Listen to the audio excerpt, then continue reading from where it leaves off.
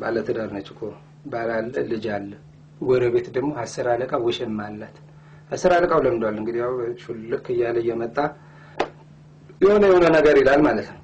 እና አንድ ቀን ልጇን አዝላ እየፈጨች ነው ያው መፍጨት አለ አይደለም እየፈጨች 10 አለቃ ተጓሮ ይመጣል ለምዷል እና ያፈጫል ምናም ዞር ስትላየችው አረባ ከዞር በል እንዴ ሰውየው አሉ ሲል እባክሽ አንዴ ጫነቀው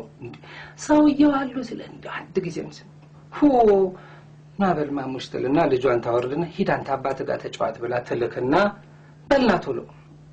10 አለቃ ተዋላ እሷ ተፊት እየፈጨች ነው ስራ ጀምረዋል እነሱ ልጅና አባት እዛ እየተጫወቱ ነው እና አባትየው ያው ሚስታቸውን ፈልጓል እንዴ አንተ ማሙሽ እናቴ የት ነች አለች እዛ ነች እስቲ ይርጠራት ይሉታል እሺ እና ያሮጠ ሲል ስታየው አንተ ምን አባክ ታረጋለህ ሂድ አባት ጋር ሲል አይ አባዬ እንዳለሽ ነይ ቶሎ ነይ ብሎሻል እሺ በላቸው ሂድ በቃ መጣው እሺ ብሎ ይመለሳል ያው አባትየው ጠራት እናትህን ጠራት እሺ ብላለች መጣል ለመሆኑ ምን እየሰራች ነው ሲል አይ 10 አለቃ ናዝ ላይ እየፈጨች ነው